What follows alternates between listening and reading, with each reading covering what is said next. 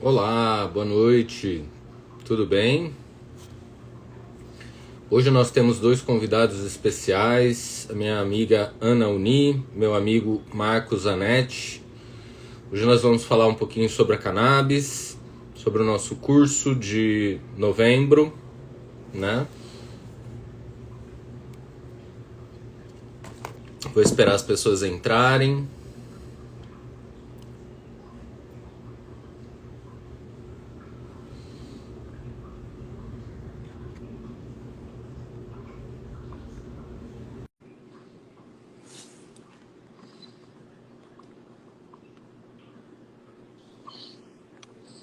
Olá, Oi, Edu, boa noite. tudo bem, Marcos?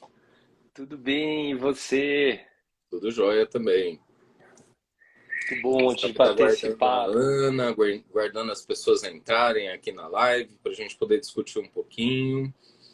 Sim, sim. Sempre um prazer bater esse papo. Poxa, fazia tempo que a gente estava ensaiando, né? Que bom que É, deu, coincidiu hoje. é isso aí. O pessoal tá entrando. Acho que a Ana também vai entrar agora.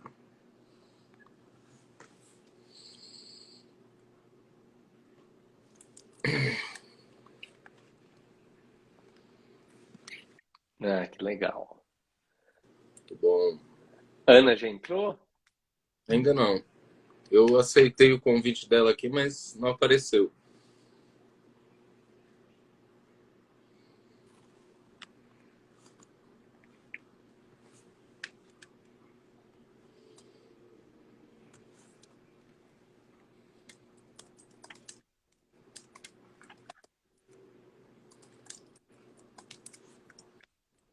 Ah, Deixa eu ver. Tá. certo. Aceitei ela novamente aqui. Ah, muito Oi, bem. Sim. agora entrou. É isso aí. Oi, Ana.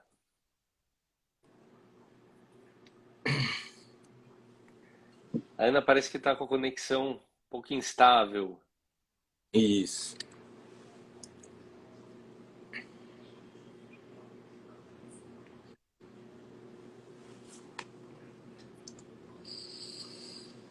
Muito bem. Então, hoje o nosso tema é cannabis. Oi, Ana. Não consigo, meu fone não tá funcionando. É, Vai. mas agora a sua internet está boa, pelo menos. Bom, a internet tá ok. O problema é o som, né? Que eu queria ficar com fone, mas ok. Oi, Marcos. Oi, Eduardo. Cheguei. Olá, Ana, tudo bom? Tudo, e boa vocês? noite a Tudo todos. jóia. Então, o nosso tema hoje é cannabis. Hoje a gente vai falar um pouquinho do nosso curso de novembro, mas a intenção é discutir um pouquinho a cannabis, né, na psiquiatria, na neurologia. Sim, claro. Eu estou vendo que vários colegas, vários conhecidos estão entrando. Muito boa noite a todos, né? E é um tema que está sempre quente, né? Do Iana, as pessoas não param de nos perguntar, né? Pelo menos para mim, tenho certeza para vocês também, né? No privado, cada vez mais pessoas interessadas e cada vez mais também produtos disponíveis aqui, né, no Brasil, tanto os importados na farmácias, novas associações conseguindo autorização da justiça para produção. Então, acho que é uma área que não para de crescer, né, tanto em termos de conhecimento, como, que bom, né, de acesso também para a Isso. população. Sim, isso inclusive que você falou já pode trazer a gente para um primeiro tema, né? Que é a importância de se conhecerem esses produtos que estão chegando, porque tem muito produto de boa qualidade, mas tem outros que nem tanto.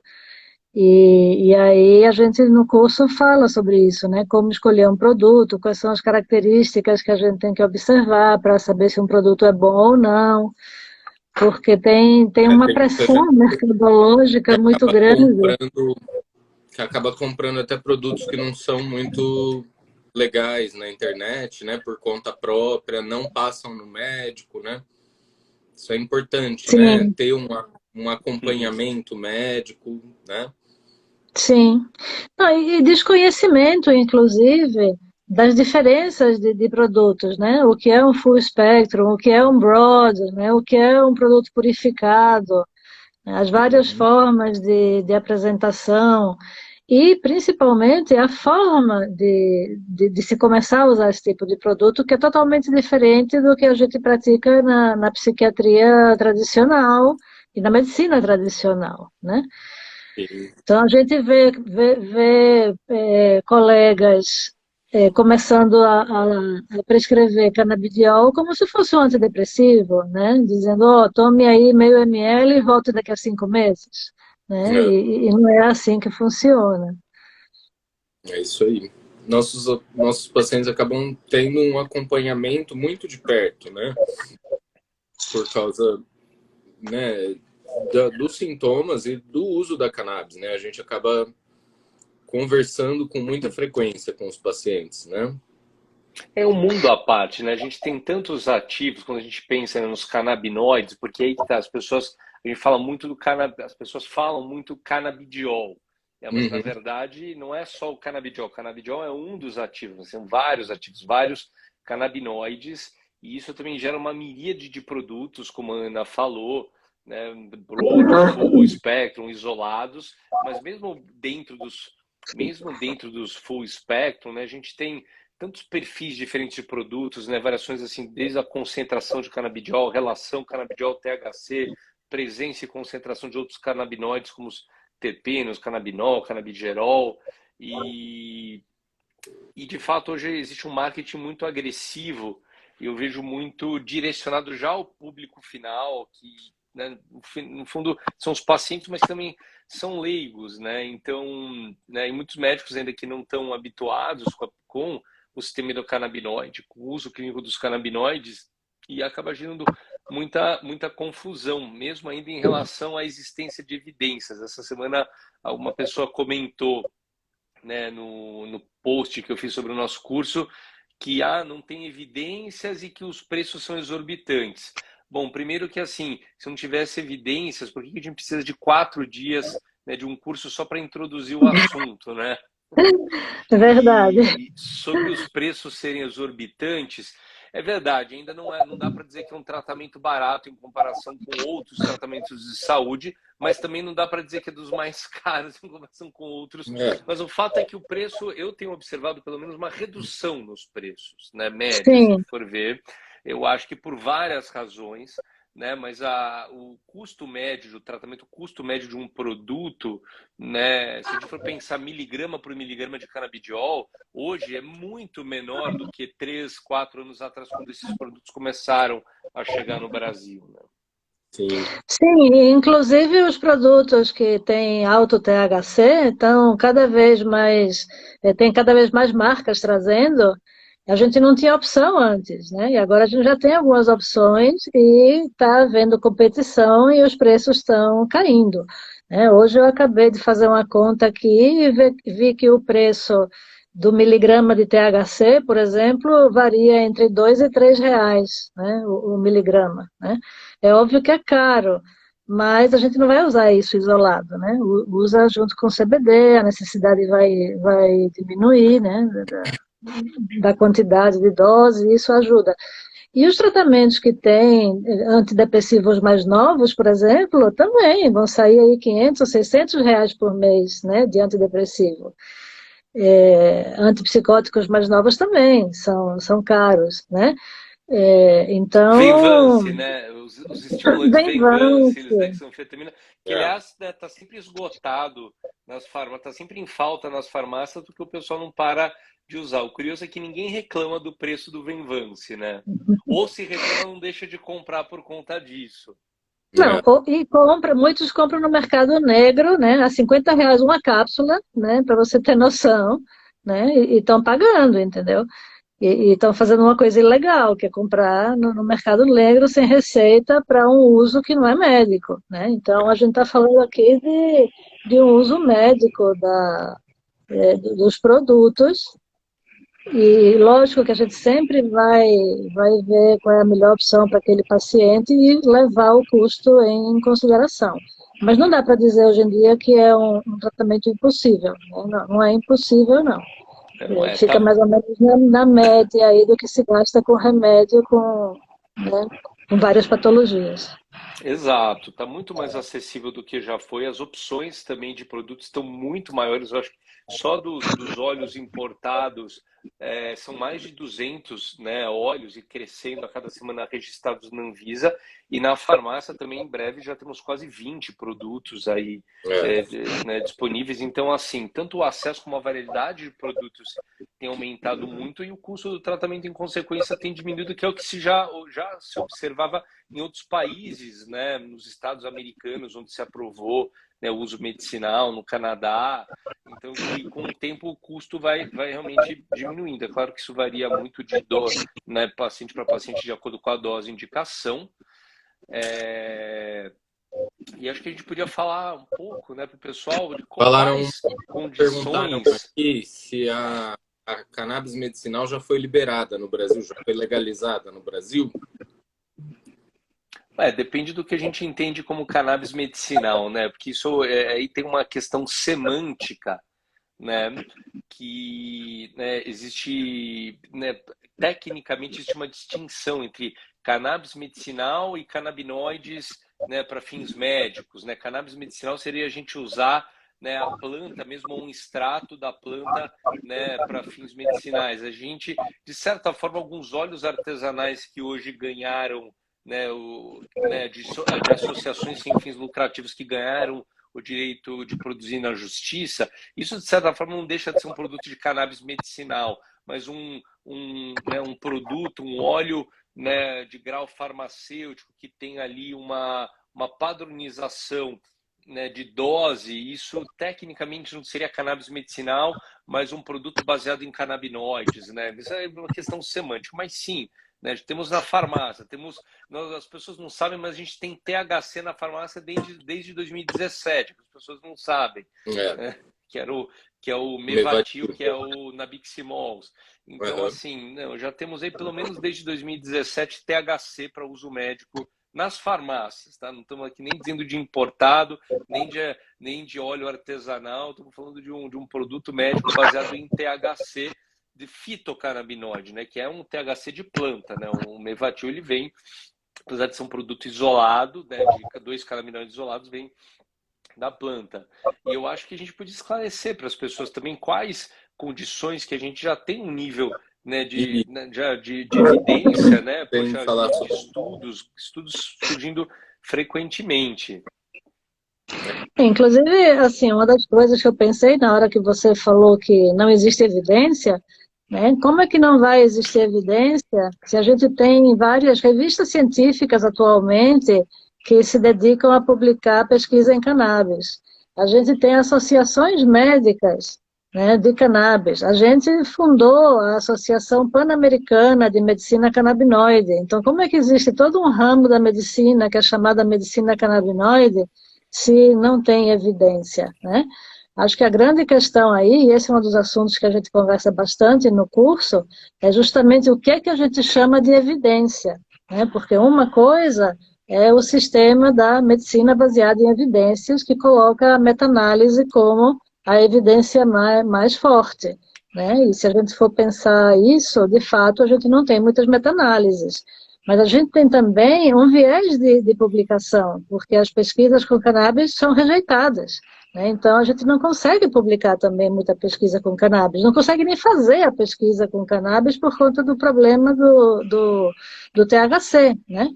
O preconceito. Então, o preconceito, a não aprovação por comitês de ética, a falta de cultivo aqui no Brasil e a permissão de fazer pesquisa com esse cultivo. Então, assim, são uma série de entraves que viram uma bola de neve. A gente não tem pesquisa porque não tem um produto, e não tem um produto porque não tem pesquisa, né? Como é que a gente vai sair desse imbróglio? E não, também mas tem estudos, né? Mesmo com esses desafios, temos estudos. Oi, desculpa, Edu. Eu queria falar que mesmo com esses desafios temos estudos. Eu só adicionaria, né, que nesse viés de publicação também entra o viés de financiamento, porque não é patenteável, né? A gente está falando de fitoterápicos que não tem uma patente. Então, isso já por si só restringe muito, né, o financiamento. É igual pesquisa de suplementos, de nutrientes. Você nunca vai ter o mesmo aporte de financiamento, de pesquisa com nutrientes, simplesmente que não são patenteáveis, né? São coisas da natureza. Então, você não vai conseguir ter esses estudos de centenas de pessoas que são extremamente caros de serem conduzidas, né? E que acontece com outros remédios também, por exemplo, o lítio, né? Também não se tem tanta pesquisa nem financiamento em lítio, porque lítio também não tem patente, né? Então, a gente tem que entender aí quais são os interesses financeiros, né, em que a pesquisa não se desenvolva, mas o fato é que a gente já tem um corpo de evidências e de prática clínica, né, de experiência acumulada ao longo de vários anos, por parte de vários médicos e pesquisadores que trabalham com a medicina canabinoide, que não deixa margem de dúvida da eficácia. Então, assim, que tem eficácia, tem. Agora, a gente vai precisar entender um pouco de como interpretar esses resultados e que tipo de pesquisa que a gente tem e que não é a que se deseja, né, Mas, quando olha, se fala do ponto de vista de medicina baseada em evidências. eu acho que a questão principal é a seguinte, né? As revisões sistemáticas em cannabis também ficam um pouco prejudicadas. Por Sim, quê? Porque são estudos com produtos muito diferentes. Então, tenta se juntar numa meta-análise, por exemplo, numa revisão sistemática, produtos que são muito diferentes, muitas vezes, né? Mas isso não significa que a gente não tenha, né, ensaios clínicos em várias patologias, né? Que a gente não tenha vários relatos de casos, várias séries de casos, né? Eu acho que a maior dificuldade é de se conseguir um financiamento para pesquisa e também, no caso das revisões sistemáticas, de se juntar dados muito diferentes, né? e outra coisa que eu acho que foge um pouco em relação à pesquisa é que a gente pode ter melhor, às vezes, de sintomas de determinada patologia, mas não do transtorno em si, né? Por exemplo, você pode ter melhora de sintomas de ansiedade e isso, por sua vez, levar a uma melhora de fobias, né? Seja de fobia social, fobia específica, pânico, etc. Mas não tem estudos feitos com ansiedade, sem que seja um transtorno de ansiedade, né, selecionado. Fora os que a gente tem né, ansiedade em público, feitos pelo Zuardi, né, que é com o canabidiol puro. Mas não tem nenhum, por exemplo, feito com full spectrum. E a gente sabe que funciona, né? Os pacientes melhoram tanto da ansiedade que conseguem reduzir dose de Rivotril, né, de outros benzodiazepínicos, e inclusive até de antidepressivos.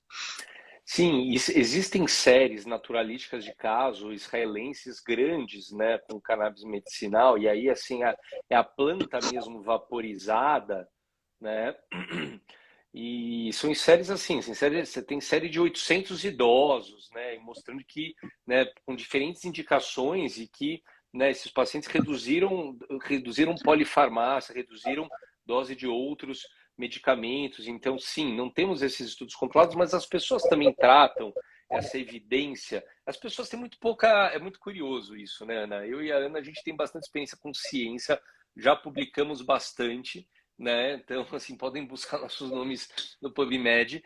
E as pessoas, elas tratam, né, essa evidência como sendo algo consistente ou absoluto, sendo que as pessoas não sabem os bastidores da pesquisa, como as pessoas, né, É uma usam verdade e imutável, né? e como as pessoas usam, né, da metodologia estatística, usam e abusam, né, torturam a Torturam metodologia estatística. Né? A estatística, a estatística é um conjunto de ferramentas matemáticas que você pode usar, inclusive, para ludibriar. Eu tenho visto muito isso numa outra que eu estudo, né, do eixo intestino-cérebro, dos probióticos. Né? Então, hoje a gente tem 10 meta-análises, pelo menos até onde eu sei, toda semana sai uma meta-análise de probiótico para depressão. E é curioso, porque quando você vai buscar os estudos controlados, cujo desfecho primário é melhores sintomas depressivos, você só tem 7. estudos pequenos. Então, você tem mais meta-análise do que estudo primário. Então, assim, não faz o menor sentido. E você fala, então o nível de evidência de meta-análise é uma distorção, né? Você começa a fazer um mau uso da ferramenta estatística, né? Na verdade, para distorcer dados também. Isso tem muito. E muitas vezes eu valorizo muito mais isso, uma série de casos naturalística, né? Porque você vê realmente na vida real das pessoas, né? E não com um viés de seleção, populações, né? São amostras, né, de conveniência, né, com uma série de limitações que muitas vezes não são generalizáveis. Aquilo que está sendo estudado, aquela situação em si que está sendo estudado, não é generalizável para a realidade dos casos na população em geral. Uhum. Exato, que é o que mais acontece, né? Você tem populações super selecionadas e aí você tem uma certa eficácia de um medicamento naquele artigo e quando você vai no dia a dia no consultório, a eficácia é muito menor, né? Porque a população é outra. Mas o que eu queria dizer é o seguinte, que existe, né, mesmo quando você tem as meta-análises aí para mostrar a eficácia, existe o fator preconceito e a forma como o médico ou o pesquisador vai interpretar isso, né?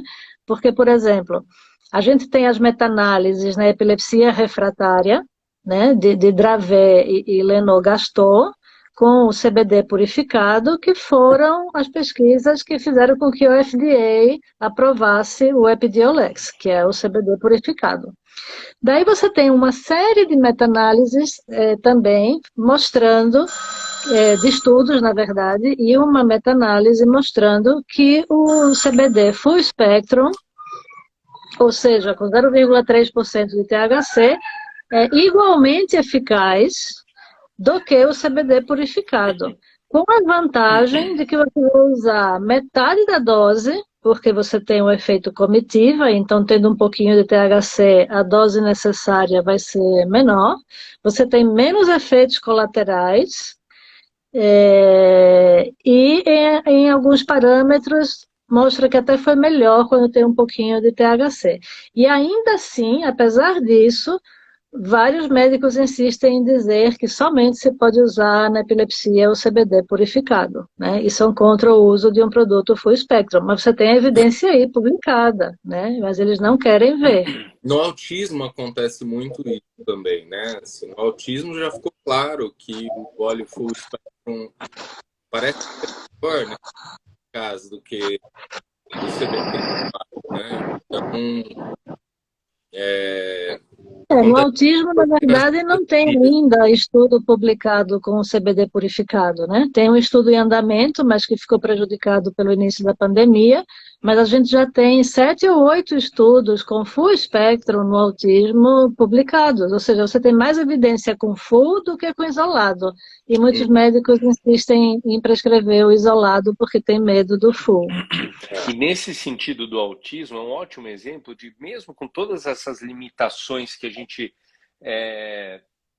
está aqui destacando em relação a essa noção tradicional da medicina baseada em evidências, nós temos estudos aí controlados mesmo para autismo. Na verdade, a gente tem estudos controlados, a gente tem estudos tradicionais, né, controlados, por uma série de condições. Temos para esquizofrenia, estudos bem desenhados, né, de canabidiol isolado, que é para esquizofrenia. Temos estudo, né, de óleo full spectrum, 20:1, como a Ana falou, né, no autismo. Temos na ansiedade social.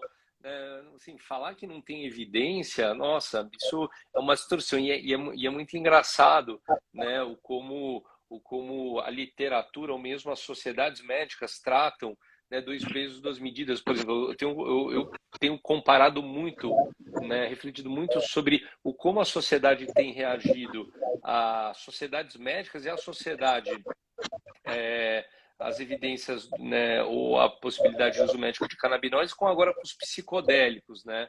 E como as sociedades médicas, mesmo a Associação Brasileira de Psiquiatria abraçou os psicodélicos e agora está saindo, né, estudos mostrando, né, casos de suicídio induzido por psicodélicos, que não é bem assim, também não são essas taxas, né, de resposta super, maravilhosas, né? E essa é uma história que se repete na psiquiatria, né? Que você tem, né, um primeiro estudo controlado, proof of concept, que mostra uma taxa de resposta lá de 80%, 90%, né? Alguém comentou da cetamina. Cetamina, os primeiros estudos lá no começo dos anos 2000 mostravam, nossa, 90% de resposta na depressão refratária. Aí acabou de sair um estudo agora comparando cetamina com ECT para depressão refratária, mostrando que o ECT teve uma taxa de resposta de 67% e a cetamina teve uma taxa de resposta de 47%. Então, assim, cadê os 90% iniciais?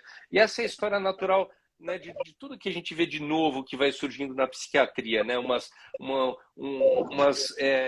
taxas de resposta infladas, e conforme vão surgindo mais estudos mais naturalísticos, aí você começa a ver a real eficácia daquela intervenção, e você começa a ver que, na verdade, você precisa individualizar, e que você tem, né, diferentes subgrupos de pacientes que vão responder a diferentes intervenções, né? Então, dois pacientes com o mesmo quadro clínico podem responder de forma totalmente diferente, né, a mesma intervenção. Então, a gente precisa individualizar, e é isso que, por alguma razão, as sociedades médicas parecem resistir, ou pelo menos as sociedades de psiquiatria parecem resistir a isso, né? É interessante, né? Assim, porque se tratassem de outras medicações, eles estão mais abertos, né? Agora, a cannabis realmente, a população brasileira tá bem, né? Por exemplo, em relação às demências, né? A gente tem uma aula só sobre demências no curso. Saiu agora na mídia o caso de um senhor que melhorou muito do quadro dele de Alzheimer usando THC, né? Ele teve uma regressão do quadro de Alzheimer. E está todo mundo perguntando sobre isso, né? Fez sucesso a matéria. E aí a Sociedade Brasileira de Neurologia publicou uma nota dizendo que não existe evidência científica do uso da cannabis, nem para a parte cognitiva e nem para a parte comportamental. Que não é verdade, né? A gente já tem muitos estudos mostrando como a cannabis ajuda na parte comportamental, inclusive o primeiro estudo que foi publicado foi numa casa de repouso, em que os pacientes não ficavam agitados, não colaboravam, não podiam comer. Eles deram o dronabinol, que é um THC semissintético, para melhorar o apetite desses pacientes, porque já que, né, o dronabinol melhorava o apetite nos pacientes com AIDS, nos pacientes que faziam quimioterapia para câncer, eles resolveram tentar essa população. E, para surpresa deles, eles melhoraram não só do apetite, como melhoraram do comportamento, né? E aí esse foi o primeiro estudo publicado de dronabinol na demência. Depois disso surgiram vários. E a Sociedade Brasileira de Neurologia diz que não existe nenhuma evidência científica, que isso é só um relato de caso e que relato de caso não tem validade, né?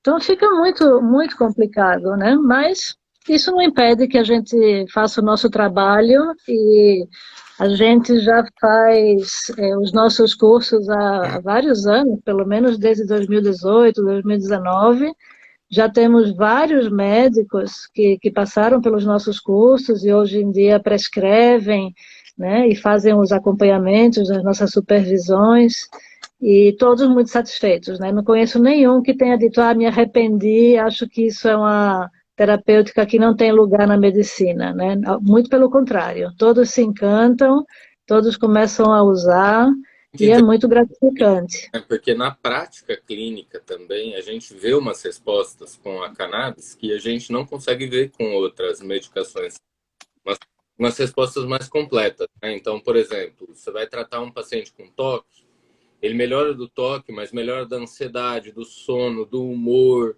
da qualidade de vida dele, né? Mais sociável, né?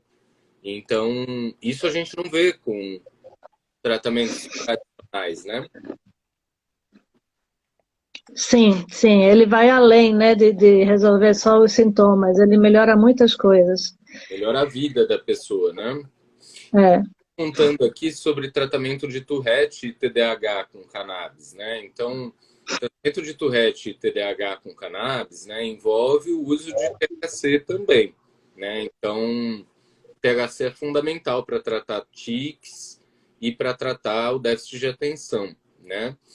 Em doses baixas a moderadas, associados a canabidiol e outros canabinoides para conter os efeitos colaterais, né? Então,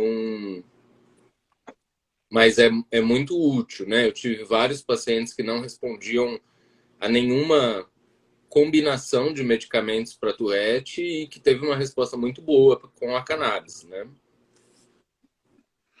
Essa é outra coisa interessante, né? Que a cannabis pode ser usada em conjunto com as outras medicações. Muitas vezes ele entra como um coadjuvante e começa a aparecer aquela resposta que antes não aparecia, né?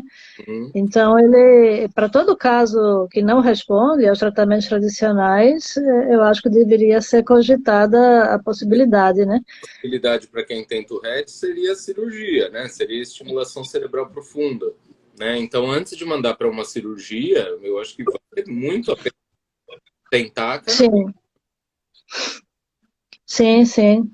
Inclusive, não me lembro que sociedade de neurologia, em algum lugar da Europa, colocou já nas diretrizes de tratamento de Tourette a cannabis para os casos que não respondem aos tratamentos tradicionais. Então já faz parte, né, de algumas diretrizes. Bom, tem um aspecto... Desculpa, Edu, pode completar. Eu e Ana tratamos muito toque, Tourette, TDAH, cannabis, também muita ansiedade, autismo, insônia, demências, né? Aí queria perguntar, Marcos, assim, quais são os pontos fortes aí do tratamento de cannabis na sua clínica, Marcos? Não, a gente tem um perfil bem complementar, né? Não que eu não trate toque, Tourette, mas como eu não sou exatamente conhecido, por isso não sou uma referência para isso igual vocês dois, né? Eu acabo tratando muita dor crônica, né? Que muitas pessoas não ligam à psiquiatria, mas é fundamental, né? O papel do psiquiatra no tratamento da dor crônica, com dores crônicas refratárias. Claro, muita ansiedade, transtornos do humor, mas também uma condição que eu realmente acho que não só tem evidências, mas que eu acho que aí é o canabidiol, né? Tem realmente um papel muito interessante no tratamento das psicoses, até pelo aspecto que eu ia comentar da tolerabilidade, né? Os canabinoides, mas particularmente o canabidiol, ele é muito bem tolerado, né? E quando a gente compara o perfil de efeitos colaterais dos antipsicóticos e o perfil de tolerabilidade do canabidiol. Então, assim, a gente tem dois grandes problemas no tratamento da esquizofrenia, quando a gente pensa no efeito colateral dos medicamentos, né, que é ou síndrome metabólica, ganho de peso, ou distúrbio do movimento. Né? A gente muitas vezes fica ali entre a cruz e a espada. Né? E o caso do canabidiol, né, na verdade, o canabidiol pode ser usado até para tratar distúrbios do movimento e tem um efeito positivo no metabolismo, no peso. Né? Às vezes, na verdade, isso é um problema do tratamento com canabidiol isolado. Né? Um dos efeitos colaterais mais comuns do canabidiol isolado é perda de peso, que dependendo da situação pode ser um problema. Né? Você não quer criança com epilepsia perca peso, mas isso é um dos efeitos colaterais mais comuns, né, do uso do canabidiol, né, dos trials de canabidiol para crianças com epilepsia. Também um idoso, muitas vezes você não quer que ele perca peso, mas às vezes é um efeito colateral mas quando você pega nos pacientes, né, com transtornos do humor, psicose, né, o síndrome metabólica é um grande problema, né, entre essa população, e o canabidiol tende até a ajudar. E você falou perguntaram, e você falou do TDAH, é muito curioso, né? Porque a gente sabe que existe uma associação entre o TDAH e uma certa predileção ao uso da cannabis mesmo recreacional. E aí tem um trial mesmo, um estudo controlado, né, do Nabiximols, né, que é o Sativex, fora do Brasil, aqui no Brasil é o Mevatil, que é praticamente THC isolado. Tem um trial de 2017, né, de Nabiximols para TDAH positivo, mostrando que melhora, né, medidas de hiperatividade e cognição. Né? Um estudo Tem proof of esse concept trial. pequeno. TDAH só tem um trial, né? Mas ele mostra... Ele é positivo, né? Assim, ele mostra bons resultados, né? Sim, muitas pessoas estão compartilhando aí a experiência positiva com o uso, né, do canabidiol, dos óleos de canabinoides. Então é isso que a gente vê na prática. Assim, é todo mundo que responde? Não, na minha experiência, não é como tudo. Não é que é uma panaceia que todo mundo que responde. Mas para mim é um recurso fundamental da gente ter no nosso arsenal terapêutico, porque quem responde, responde muito bem e com um perfil de tolerabilidade muitas vezes melhor do que os tratamentos, entre aspas, tradicionais. Eu confesso que me incomoda um pouco, né? Acabou que a cannabis virou meio que um underdog, ou algo alternativo, né? Os canabinoides viraram coisa de, né, alternativa. Gente, isso é psicofarmacologia, não sei porque as pessoas mistificam tanto Mas isso, sabe? enquanto as sociedades não aceitarem isso, a gente não tem como se comportar de outra maneira, né? Porque, né, a gente está aqui lutando para mostrar que funciona e eles lutando para mostrar que a gente é charlatão, né? Então é difícil. Pois é, e é engraçado porque também existem moléculas antigas e que vão se perdendo, né? Então, por exemplo, eu sou um grande fã do Parnat, né? O inibidor de monoaminoxidase antrocipromina.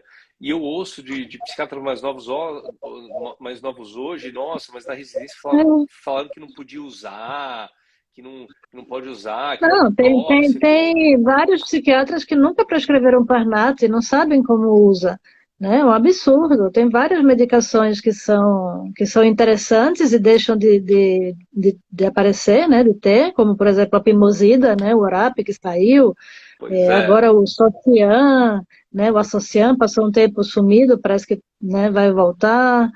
Mas tem várias medicações interessantes que saem no mercado por serem boas e baratas, né? Porque tem que ficar atento também a isso, né? Qual é o interesse da indústria farmacêutica? É vender remédio caro, né? Sim. É, e tem outros que são perigosos também, como, por exemplo, Ritalina, Venvance, Concerta, estimulante. Ou seja, você dá para uma criança, né, um estimulante que tem risco de psicose, tem risco de ter uma hipertensão e ter um problema, também se perde peso, tem risco de tolerância e dependência, ou seja, tem um monte de risco e ninguém pensa duas vezes antes de dar Ritalina para uma criança. Aí na hora que você vai dar um canabidiol, né? Que absurdo. É verdade, eu acho que tem muito do que é descido, né, como prioridade, como medicações de primeira linha, né? E a cannabis ainda não está sendo olhada, né? Assim, como uma medicação que pode ser usada para casos refratários, para casos difíceis e etc, né? Sim. Sim, e é curioso isso, né? Eu sinto que quem mais se interessa e foi estudar e que faz esse movimento de se atualizar e estudar são aqueles que também conhecem os medicamentos antigos, né? E que tem um monte de remédio antigo que foi descontinuado ou foi esquecido justamente por ser barato e perder o interesse comercial, né? Mas é por isso que eu gosto né? Eu entendo isso. Acho que a gente acaba tendo que fazer sempre um contraponto por esse preconceito que ainda muitos colegas e muitas sociedades médicas têm em relação aos canabinoides, mas que é isso, né? Você ser um psicofarmacologista, você tem que modular todos os sistemas. E o sistema endocannabinoide é um grande maestro da neurotransmissão, né? Pessoal, Isso, então assim, sobre a gente veio aqui para falar do nosso curso, né? Então, assim, os pacientes que estão assistindo e que sabem de pessoas que não estão respondendo aos tratamentos, mostrem o curso para os seus médicos, né? Os colegas que já fizeram o curso, indiquem para outros colegas, né? Divulguem, porque isso é uma coisa que é inevitável, né? Já estamos aí com produtos no mercado desde 2015, ou seja, já são 7 anos de produtos de cannabis, né, circulando aqui no Brasil. A experiência está cada vez maior, mas por conta do preconceito, muitas pessoas estão deixando de receber esse conhecimento, né? Então, acho que é isso, a divulgação, né? Divulgação e educação. aumentou muito o número de pesquisas em cannabis, né? Então, nos últimos 20 anos, a gente viu bastante estudo sendo conduzido em cannabis para várias indicações diferentes, né? E acho que está sendo muito positivo, né? Só que as pessoas não se abrem, né? E se você for pensar, por exemplo, em Israel você tem lá a cannabis é como uma disciplina, né? Tem os médicos que tratam somente com cannabis, fazem somente medicina canabinoide. Eu tenho um paciente com Tourette que se mudou para Israel. Hoje em dia ele tem um psiquiatra que prescreve para ele as medicações tradicionais, né, antipsicótico, antidepressivo, e o médico canabinoide que prescreve a cannabis. Porque um não pode prescrever o do outro, lá é tudo setorizado. Né? Então, o médico que prescreve a cannabis não pode prescrever o antidepressivo e vice-versa. Então, ele tem que ter dois médicos. Olha só a importância dos dois médicos entenderem o que estão falando, né, conhecer as interações medicamentosas da cannabis com o remédio que o outro está prescrevendo para que não aconteça algum problema, né? Então, assim, a gente precisa desse conhecimento, os médicos têm que ter esse conhecimento, porque nossos pacientes que usam a cannabis vão infartar e vão parar no PS e vão precisar ser medicados, né? Ou vão ter que fazer uma cirurgia, né? E podem estar aí anticoagulados pelo CBD, e aí o anestesista tem que saber, né, que ele está usando. Enfim, tem uma série de implicações, os médicos não podem fechar os olhos para isso, os pacientes estão aí usando. E fora que os pacientes estão usando, né, eu acho que tem a questão das indicações mesmo, né? Assim, eu acho que, por exemplo, Ana, eu acho que talvez você possa comentar um pouco sobre aquele caso da paralisia supranuclear. Sim, então, esse caso da paralisia supranuclear progressiva, que regrediu com o uso da cannabis, foi um caso desses, né, que eu tentei publicar, também não consegui, acabei tendo que pagar, né, para uma revista Open Access, especializada em cannabis, para poder publicar. Mas é um caso de sucesso, né? Porque a partir desse artigo, que está em inglês, mas que também foi traduzido aqui para o português e veiculado pela Associação Brasileira de Portadores de Paralisia Supranuclear Progressiva, vários pacientes chegam ao consultório procurando, e hoje em dia eu tenho vários pacientes com paralisia supranuclear progressiva, eu que sou psiquiatra, né? Então, assim, o fato de eu ser psiquiatra e de repente estar atendendo um monte de doença neurodegenerativa, né, eu tive que começar a ensinar e a fazer os cursos, porque né, são os neuros que precisam estar fazendo isso. Isso é interessante, né? A gente tem atendido mais casos de demência, mais casos de Parkinson, mais casos que teoricamente são mais da neurologia do que da psiquiatria, né? Mas a gente tem atendido por trabalhar com cannabis, né? Não sei se isso acontece bastante com o Marcos também. Não, eu sempre tratei pacientes com distúrbios neurodegenerativos. Na verdade, o Alzheimer é uma área, apesar de muitas pessoas associarem a neurologia, mas o Alzheimer ele é uma área muito de sobreposição entre a neurologia e a psiquiatria.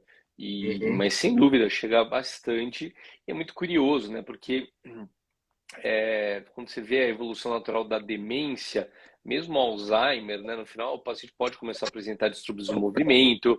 Uma outra demência muito comum, né, é a doença de corpos de Levy, e que tende a estar associada ao parkinsonismo. É interessante porque você prescreve o canabinoide, né, às vezes para tanto tentando, né, melhorar a cognição do paciente, controlar sintomas comportamentais, e de repente você vê uma melhora do distúrbio de movimento também. Né? Isso eu tenho observado bastante, muito curioso. É bem interessante também a experiência estudar com distúrbio de movimento mesmo, né? Com tremor, com série de coisas, né? Mas assim, a questão comportamental, principalmente. Sim. Agora, eu acredito muito, né? A Cris Correia comentou aqui, né? Reforçou nessa nossa observação que muitos médicos não aceitam, não acreditam. eu acredito muito na capacidade de auto-organização dos sistemas, né? Então, não adianta, o paciente melhora, comenta com o outro, é isso que a Ana falou aí, de repente os pacientes começam todos a buscar, os pacientes começam a cobrar os seus próprios médicos, e gera um movimento que você não consegue barrar. Por quê? Porque as pessoas estão melhorando, e quando você traz um benefício para a população, é isso que, em última instância, né, vai manter, vai sustentar aquele tratamento, aquela intervenção existindo, né? Não é às vezes uma campanha de marketing, aquilo ali pode gerar um pico, né, de consumo de determinado medicamento, suplemento, tratamento em si, mas se a pessoa realmente não melhorar, aquilo não se sustenta, né? Então essa a melhora que os pacientes sentem, e é isso que gera essa onda. E eu acho que nesse sentido a psiquiatria, né, apesar de nós três sermos psiquiatras, a psiquiatria está ficando para trás porque outras especialidades estão abraçando os canabinoides, incluindo os nutrólogos, os endocrinologistas que têm prescrito mesmo assim em relação à compulsão alimentar e metabolismo, enquanto a psiquiatria fica fazendo como que uma birra, né, uma birrinha assim. Tipo, eu entendo, é lógico, né, o transtorno de uso, né, de maconha, do cannabis recreacional, é claro que isso tem um problema que tem que ser visto, né? Mas as pessoas têm uma dificuldade de separar os diferentes tipos de canabinoide e de entender a diferença entre o uso medicinal de canabinoides do uso recreacional, que são coisas totalmente diferentes. E você não pode privar as pessoas que se beneficiam, que podem se beneficiar desse tratamento, porque você tem um subgrupo de pessoas que faz um mau uso disso, né? E quando as pessoas falam, mas maconha causa psicose. Bom, corticoide também causa psicose. Qualquer psiquiatra que trabalha no hospital geral vê toda semana psicose induzida por corticoide. Eu não vejo a Associação Brasileira de Não Psiquiatria só, né? fazendo Pramipexol, Prolopa. Estimulante. sim, os parkinsonianos. Eu não vejo a É, Associação de Brasil de Psiquiatria fazendo campanha contra os corticoides, campanha contra os antiparkinsonianos. De novo, claro, tem riscos, tem riscos. É por isso que você precisa saber, né, saber o que você está fazendo. Você precisa estudar. Não é algo e o risco de você não atender a demanda da população é justamente isso. As pessoas começam a comprar do vizinho, começam a comprar no mercado negro. Tem um monte de gente produzindo óleos artesanais aí no mercado negro, né, de qualidade absolutamente duvidosa. Você não sabe o que tem lá, você não sabe, não tem controle de qualidade, nem de pureza, nem de, né, você não consegue garantir a ausência de contaminação. E aí, o que acontece? A pessoa se autoprescreve e aí sim você começa a ter problemas, né? Porque sim, né, toda substância que é psicoativa, ela é psicoativa, né, por bem e por mal, né? Você tem que saber orientar o tratamento e gerenciar aquele tratamento, né? Uhum.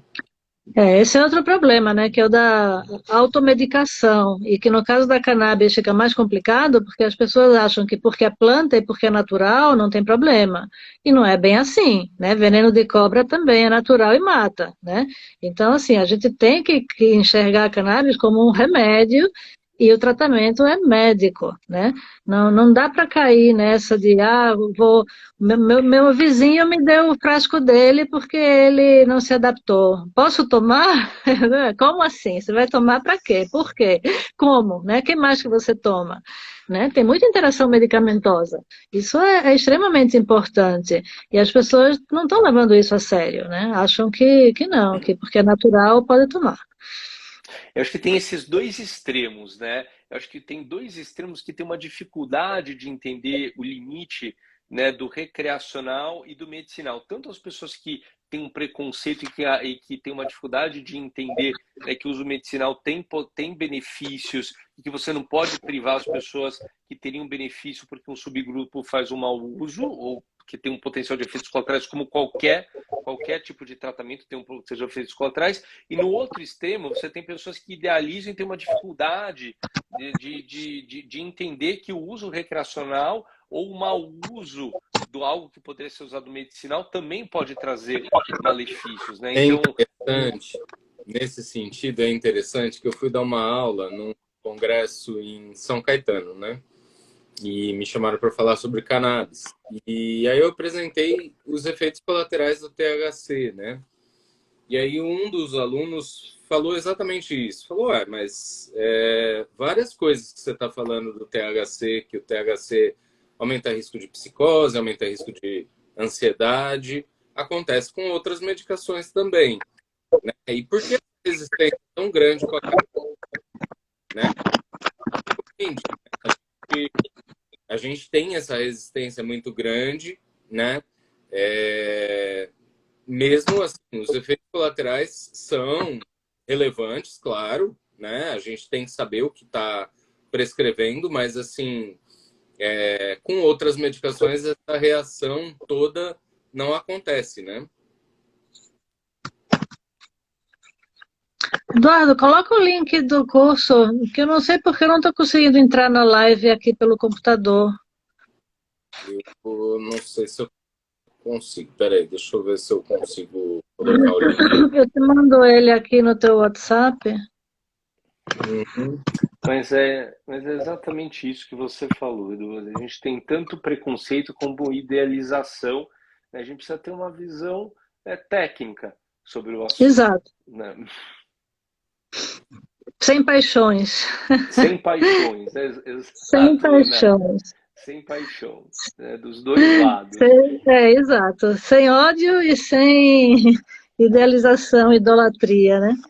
Acho A que gente está nesse colocando sentido. do curso, né? Mas, assim, acho que é isso, né? No nosso curso a gente vai tratar justamente sobre, né, benefícios da cannabis, mas também sobre todos os riscos, as interações medicamentosas, eventos adversos, etc.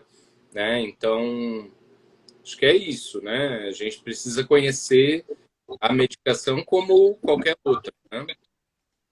E além dessas questões, né, como a farmacologia, as indicações, contraindicações, efeitos adversos, tudo, a gente vai abordar várias áreas na neuropsiquiatria. Então, a gente vai ver doenças neurodegenerativas, toque, Tourette, TDAH, depressão, ansiedade, psicoses, dor crônica, que mais? Vamos ver a parte de legislação também, a novidade desse novo formato, que são 4 dias. Eu vou dar uma aula da parte de dermato também, então vamos mostrar tudo que foi publicado na área de dermatologia com tratamento de canabinoides, que está bem interessante. O que mais? Sexualidade, né, que você vai falar. Que eu falo também, né? Sim. Isso. Bem abrangente, Epilepsia, bem completo. insônia, né? Uhum. O que mais? Esquecemos de algum? São 4 dias de curso, né? São 4 dias de curso, Falar um pouquinho. sexta e sábado, né? E depois no final de semana seguinte, sexta e sábado de novo. São 7 aulas por dia. Sim. E, assim, eu acho que na psiquiatria, por exemplo, ansiedade, toque, Tourette, TDAH, demências, autismo, insônia, depressão, transtorno bipolar, né? A gente vai abordar tudo isso. O TEPT, né? O transtorno de estresse pós-traumático, psicoses, né? Então, acho que é O bem... pessoal está perguntando, né? Odontologia, Rafael, odontologistas podem fazer esse curso. Já tive muitas perguntas até de psicólogos. Infelizmente, em razão não da nossa vontade, tá? Mas esse curso ele é exclusivo para médicos. A gente, enfim, por razões alheias à nossa vontade, né, do Iana, porque eu acho que todos os profissionais de saúde, não que vão sair prescrevendo, mas eles têm que saber os princípios, sabe? Até para orientar seus pacientes. E não é porque é canabinoide, né? Eu vejo muitas vezes eu coordeno uma pós-graduação multiprofissional no Sírio-Libanês sobre saúde mental, eu vejo muitas vezes, né, os médicos se sentindo ameaçados. Imagina, escuta, a enfermeira, para poder administrar algum remédio, suplemento, ela tem que entender sobre aquilo. O psicólogo, ele não vai ser prescrevendo, mas para poder orientar o paciente sobre qual o melhor tratamento buscar, ele tem que entender aquilo. E a gente seria totalmente favorável a abrir o nosso curso para todos os profissionais de saúde, mas infelizmente os nossos conselhos de classe não entendem assim, né? E é uma briga, é uma batalha constante. E é muito complicado, né? Porque tem medicações que têm como efeito colateral, por exemplo, algumas medicações para pressão alta provocam depressão. E aí ele vai lá no psicólogo e fala, tô deprimido, tarari, tarará, e o psicólogo fica lá tentando entender o motivo, e o motivo é médico, não é psicológico, né? Exatamente, É mano. muito complicado isso. Uhum. Entre o meio médico já está é um pouco mais difícil de introduzir a cannabis, né? Assim, mas ainda não conseguimos abrir para outros profissionais de saúde, né? Mas assim, para outros profissionais de saúde que queiram fazer o curso, né, os que podem prescrever pela Anvisa, né, que são os veterinários e os dentistas, eles podem fazer o curso também. Perguntaram, um colega aqui perguntou sobre literatura sobre os assuntos. Bom, isso é um tema complexo, vou deixar para a Ana responder, né? Eu acho que Mas a sobre a interação questão de interações medicamentosa. e riscos, assim, interações em riscos, né? Eu vou falar minha opinião, daí eu vou passar a bola para o Edu e para a Ana, porque também a gente vai finalizando. Tem vários aplicativos aí sobre interações, mas eu ainda acho que buscar literatura médica é mandatório. Eu vou dar um exemplo, né? Eu trato muito pacientes, eu atuo muito na interface com oncologia, né? Eu trato muito pacientes com câncer, câncer de mama. É muito comum eu receber pacientes, né, usando tamoxifeno. Tem todo um paradigma das interações medicamentosas, porque o tamoxifeno ele é um profármaco que tem que ser ele tem que ser ativado pela CYP2D6, né? E supostamente o canabidiol não era muito divulgado, muito estudado as interações dele com a CYP2D6. E quando você pega, por exemplo, nos programas de interação medicamentosa tradicional, se você colocar canabidiol e tamoxifeno, pelo menos eu não encontrei nada significativo. Mas quando eu joguei no PubMed, canabidiol e tamoxifeno, tem um estudo mostrando que o canabidiol reduz a ativação do tamoxifeno em 20%. Então, assim, eu acho que assim não dá para a gente ficar só confiando em aplicativos. A gente tem que ter uma responsabilidade com os nossos pacientes e, principalmente, situações graves, e joga na literatura médica. Tem que aprender a pesquisar também, né? No nosso tratado de cannabis, a gente fala bastante das interações medicamentosas, dos efeitos adversos, mas é lógico, né? Eu acho que estudar sobre profundamente como se estuda com outras medicações é super importante mesmo, né? Assim, sim. Você falou da relação do canabidiol com o tamoxifeno. Eu consultei aqui o aplicativo que a gente usa, né? Eu e Eduardo a gente usa. Aqui fala que o tamoxifeno duplica a concentração plasmática do canabidiol. Mas não foi isso que esse estudo mostrou. Mostrou Pois que é. pois é, pois eu até mando esse estudo para vocês. Por isso que, sim, claro, às vezes por uma referência rápida é legal dar uma olhada, mas eu sempre confirmo que em situações delicadas, pacientes com polimedicação, é difícil, né? Assim, lidar com pacientes graves é um exercício de paciência e dedicação. Tudo bem, pessoal. Bom, acho que é isso. Não sei se vocês gostariam de acrescentar alguma coisa, Ana, Marcos, mas acho que a ideia da nossa live era isso, né? Apresentar um pouco da medicinal na psiquiatria, né? Na neurologia. Sim. Eu acho que é isso mesmo, né? O que eu posso dizer é que o curso vale super a pena, né? Todos os que fazem gostam e melhoram muito a sua prática clínica. E para quem tem medo, né? Porque diz, mas será que eu vou poder sair prescrevendo? Não vou me sentir seguro. A gente tem as supervisões também. Então é uma coisa que é um relacionamento que começa e que não tem prazo para acabar. É um Sim, não exatamente. Eu de queria só fato. agradecer a todos que nos acompanharam, estavam aí, participaram, perguntaram. É sempre um prazer bater esse papo com vocês. Um grande abraço a todos. Bacana. Muito bom. Um Boa abraço noite. a todos. Boa noite. Tchau. Obrigado vocês dois, né? Ana e Marcos. É um E prazer. se vê no curso, então. Se vê no Isso, curso. estaremos lá. Tá. Tchau. Tchau.